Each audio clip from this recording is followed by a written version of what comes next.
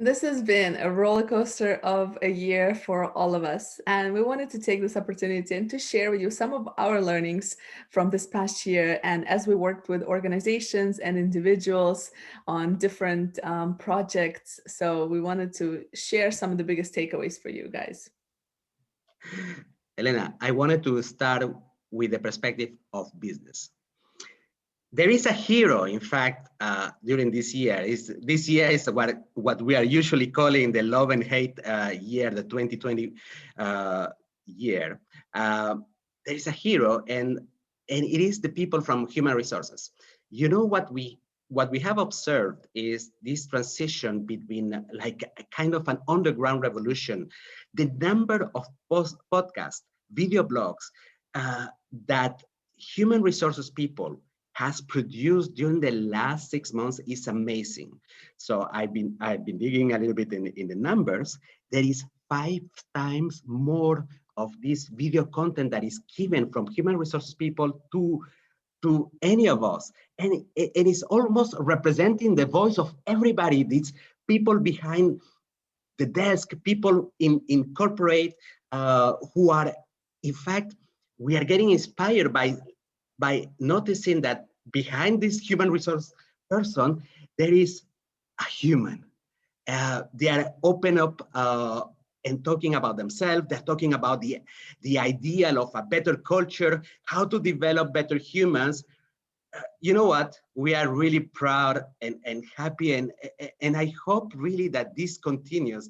I have been impressed, and by the way, I have been following some of these human resources people, and maybe the reason why finally they have opened up to the rest of us is it is because they have finally the time. Instead of doing some administrative task, now they have the time to, in fact, to refocus their to the core of what they're meant to be. And what they're meant to be is finally representing the people in corporations. Proud of what has happened, Elena. Absolutely, yes. I think you pointed in the right direction exactly that it's just about finally recognizing, and having that time to focus on the meat of the job essentially, right? So having that time to focus on the priorities. Mm. There are also some other things that have been quite positive specifically about the business world. Uh, Corporations are reconsidering or considering finally alternatives for change. Uh, these, these alternatives are not like drastic, radical, let's change the culture in one shot, but it's like a slow movement that has started from within the organization.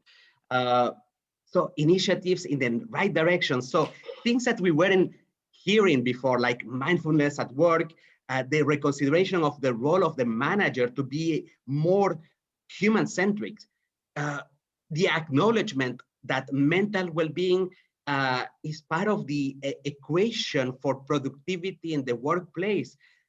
Before COVID, we haven't heard about that, even though mental health has been continuously growing during these years. We haven't heard it as much as today. There is a change of discourse also about working remotely from home.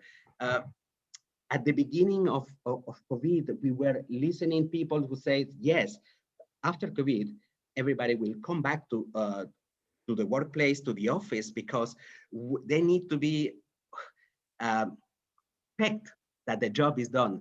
Now, in fact, there is close to 80% of the CEOs who are willing to do partially work to allow people to work remotely. And this is a big, big change. In fact, we are reaching an age of maturity in the workplace to allow this, the employees to have a little bit more of control of their destiny, a little bit more of mastery on how they should be doing things in order to be successful and to be fulfilled at work. Good news. You know what I see also is that we're finally moving towards that proactivity. This is what it feels like.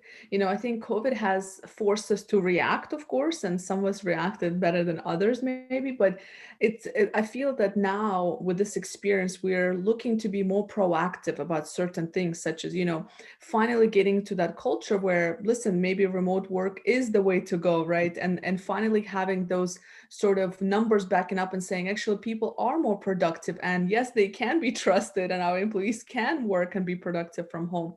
So I love the proactivity push that their last year has given us. Well, it's still this year. Yes, still this year. Another thing that I wanted to mention about uh, one of the learnings from this 2020 in the workplace is based on the a survey that was done by KPMG very recently, by the way, 2 months ago.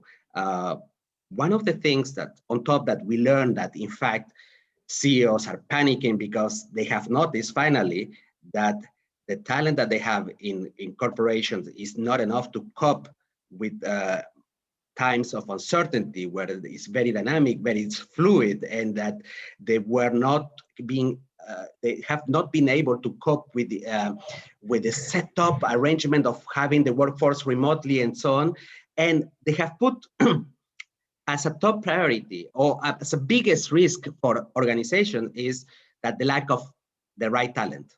But another part that it was very minimal in this survey from KPMG is that 79% of people of the CEOs are saying that they have to reevaluate their organization purpose as a result of the COVID-19 crisis.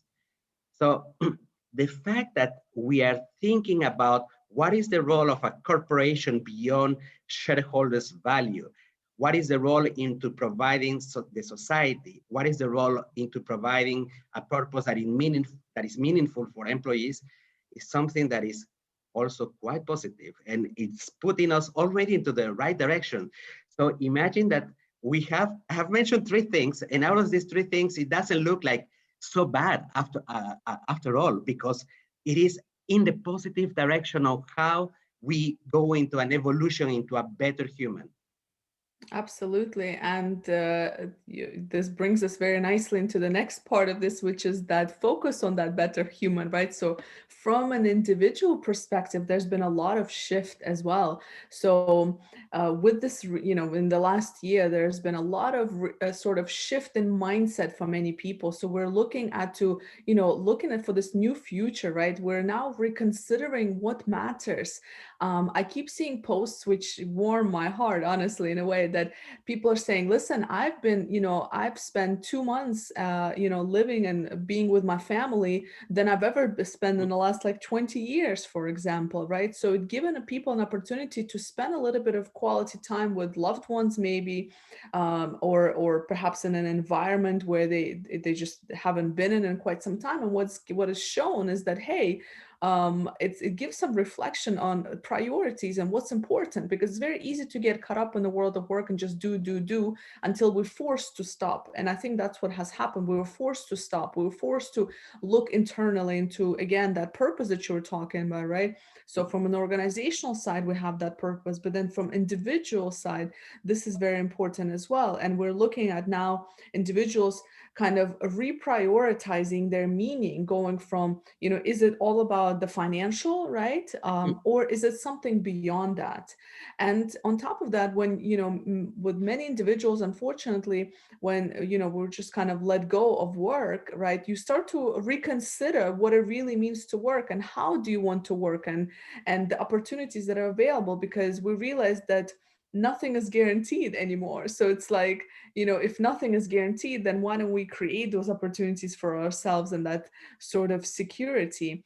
And this is where that movement towards gig economy, the freedom to work from anywhere, has also shifted, right? So especially if we're able to work remotely for the same company, do we need to maintain the same sort of lifestyle in the big cities, or can we now work somewhere else? Can we now be closer to our families, right? Particularly for our cases in the Middle East, it's kind of a hub of all these international people. So it's like, do we have to be placed there, or can we now work from anywhere? Mhm. And finally, piece is that on the individual side, we also recognize the importance of mental well-being, and there's been a lot more focus and priority given to the health and the mind and the body as well, as a result of all of this. So again, all positive things and something we all know is important, we understand is important, but as we work, and we sort of, in a very fast-paced environment, we tend to forget. So I think it was a nice reminder for all of us to look at what's important. Mm.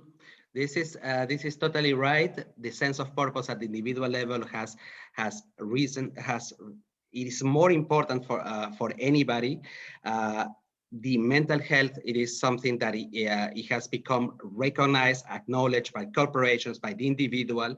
The numbers on mental health, they are still not good, and unfortunately we see also that there is an impact even in the younger generation. I recently read a study that in England is close to 50% of students who are suffering of extreme stress in the workplace. We had already the numbers that pre-COVID it was close to 45%, and now is risen to 65%. So these are things that we need that has helped us to reconsider, in fact, the place of purpose into the human beings and into corporations.